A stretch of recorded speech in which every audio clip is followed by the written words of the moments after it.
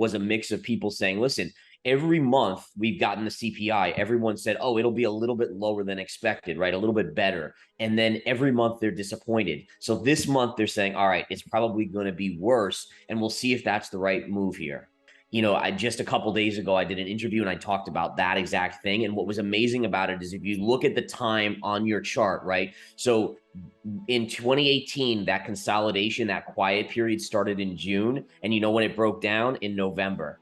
Yeah. And here, same thing, June, November, and there's Right. your breakdown. And this was before the breakdown started. And I actually kind of discovered that. I was like, let's look at like when this started. I was like, oh my goodness. And then it was like, oh, November. And it was like, oh my goodness, like this is the same almost to the day, like period of the breakdowns, like June to November, and then the flush occurred. And I mean, that is kind of freaky how that does work out like that.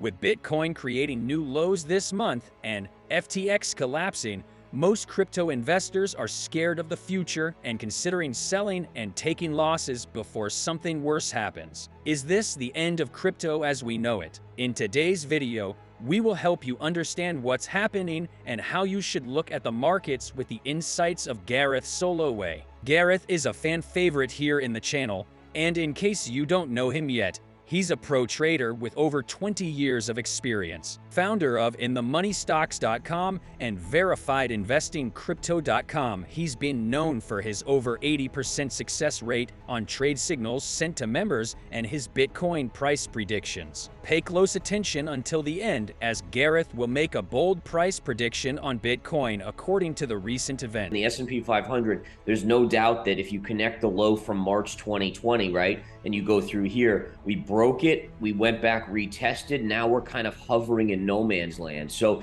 the ultimate nature here is if this CPI data comes in hot, we're basically looking at the potential for a bigger move down that takes us all the way down to this 3390, 3380 level, which is that pre-COVID February 2020 high. If it's a little bit less of an issue, there's a chance we could break above this 3,900 and maybe head back to this level around 4,120. So there's a lot. I feel like there's a lot of people that are just waiting to hear this number, and it's either going to be a massive sell-off or a massive rally. We still have seen generally strong jobs numbers. I mean, under the hood, we're seeing a little weakening. I do think inflation data at some point is going to start to ease, right? So we're going to see lower inflation. I think that's going to give a false sense of security to the market. We'll get some sort of rally out of it. But then I do think that you start seeing that weaker economic jobs numbers really start to bite. So, end of year, early 2023. And I think there's going to be a reckoning day for the stock market where investors are all of a sudden going to be like, wait, we thought low rates or no more hikes was good, but now we're in a recession and we look to the Fed to start lowering, and the Fed turns back to us and says, hey guys, inflation's still stuck at 4%. We can't lower and create a 20% inflation point. So you have to just deal with this recession. And if you look back historically, the market in the last 20 years or so, we've never had that situation where the Fed didn't come to the rescue. And I think that's going to be the reckoning day where we get in a recession, things just continue to get slowly worse and worse, and the Fed's not able to stimulate like they used to. I just a couple days ago, I did an interview and I talked about that exact thing. And what was amazing about it is if you look at the time on your chart, right? So in 2018, that consolidation, that quiet period started in June. And you know when it broke down? In November.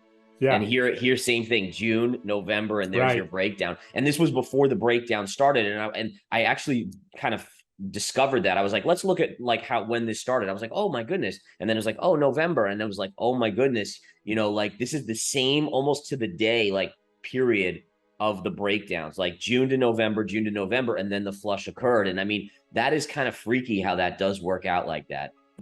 Just like me, is that there's no perfect, magic sauce, right? There's no guarantees that we're exact, but history tends to rhyme, if not repeat, because human nature doesn't change, right? Greed and fear. And so, as people are watching this interview, I think it's important to recognize that let history guide you. And doesn't mean go all in at these levels, but you start nibbling around the levels, and this way it gives you opportunities to add if it's not quite the exact point. But if history repeats itself and we have new factors that can influence prices even more, like the Fed printing more money, the war in Europe, and substantial inflation levels, what will happen next? Is crypto markets growth correlated to the stock markets? Usually crypto is an afterthought to stock market, forex, and all these other things. But you have this kind of issue going on in the crypto markets where FTX is now going under. There could have been mismanagement of funds, of client funds. A lot of this type of thing is making overall nervousness in the investing public. And so when you have a CPI data that could come in hot, it definitely puts a lot of pressure on that number to be in line or better than expected. Because if it's not, if it's hot, you will see more bankruptcies in the crypto markets because the markets will get hammered, and you'll see more exposure of over leveraged, businesses. And you'll also see a stock market where you probably start to see a bigger move down take hold, and probably the June and more recent lows get taken out. Yesterday, we saw equity markets, the stock market selling off with crypto. So when Bitcoin made a low, the stock market also made a low. But I think part of that also was a mix of people saying, listen, every month we've gotten the CPI, everyone said, oh, it'll be a little bit lower than expected, right? A little bit better. And then every month they're disappointed. So this month they're saying, all right, it's probably going to be worse. And we'll see if that's the right move here. And how worse can it get? So what are the new targets for Bitcoin, according to Gareth Soloway? As we were consolidating in this channel, so number one, it was a bearish channel, right? So ultimately the move was going to be down, and obviously we started. I was in the camp where we would at least rally to 22.5 here, this pivot high before that dump occurred. The black swan event of FTX definitely didn't allow for that. And then once that hit, I mean, it's just been down, down, down. So the fact that we've broken this low now, to me, tells me, sure, we're going to get some technical bounces, maybe a retrace of this trend line, maybe if we're really lucky, a retrace here. But I still think that you have a 12 to 13,000 high target on this market. And I hate to say it, but I'm leaning more towards a lower target now of maybe sub 10,000. Potentially worst case would be 3,500. I'm hopeful that that doesn't happen, but I think there's so many individual investors and traders now calling for 12 to 13 that it almost makes me think that, as we know, it's either not going to get there or it's going to go lower than that. And then I zone into the 10,000 level because I could see a lot of people putting stops right at 10,000, and it almost makes me think they'll flush it right below 10,000 quickly before a bottom is in.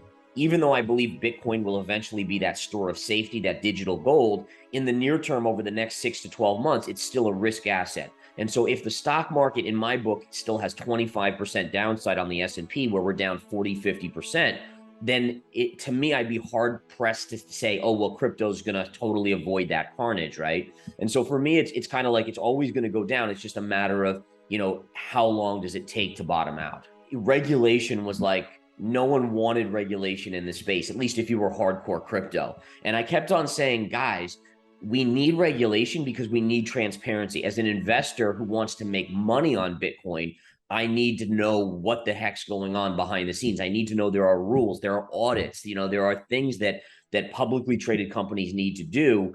And everyone's like, oh, that's crazy. That's going to wreck the whole crypto thing. But the bottom line is, we're seeing now that you can't trust individuals when there's no oversight, right? There's just this kind of pushing and blurring of the lines, and you have to get regulation in there. And I honestly think that when we get good regulation, that actually could be the bottom in crypto. If the bottom only happens when regulation comes, when should you add more crypto to your portfolio? A good idea is usually to do the dollar cost averaging strategy, but check what he has to say about this. I do think people have to remember that bear markets give you the best opportunities in investing, right? That's where you get things at discounts. So it's, people say, oh, bear markets stink. Well, yeah, if you're a long-term investor, it's no fun. But again, if you're someone who's looking to accumulate good quality, this is the market to do it in. So with prices dropping so much, with the collapses happening to big names like FTX and Terra Luna, when can we see prices go back to all-time highs? So my guess is when the dust settles, it'll take us 2 to 3 years to get back there at least. I think it's going to take longer because I think all the past cycles that the Fed was printing money, right? So we're not going to have that, at least for the first, I'm guessing, for the first year or two. I think if things get bad enough, the Fed will start printing, which then could trigger that next move up. But I think it's going to be a little bit longer of a bear cycle than we're used to because of the lack of the Fed. And I also think that there's going to be a lot of investors that get burned, and these FTX type scenarios, Terra Luna, there's going to be people that say, hey, listen, I bought in at 55, 60,000 and I exited at 12 or 15,000 because I was panicking. I don't trust this to go back in until a bull market comes along that makes them so greedy that they finally jump back in. Case in point, COVID brought back a lot of investors in the stock market that hadn't been involved in years because they got burned in other periods. So, what do you think? Can Bitcoin drop lower than 10,000? Is this an excellent opportunity to get it at a discounted price? Let us know in the comments below, and as usual, please leave a like and subscribe so you can get all future updates.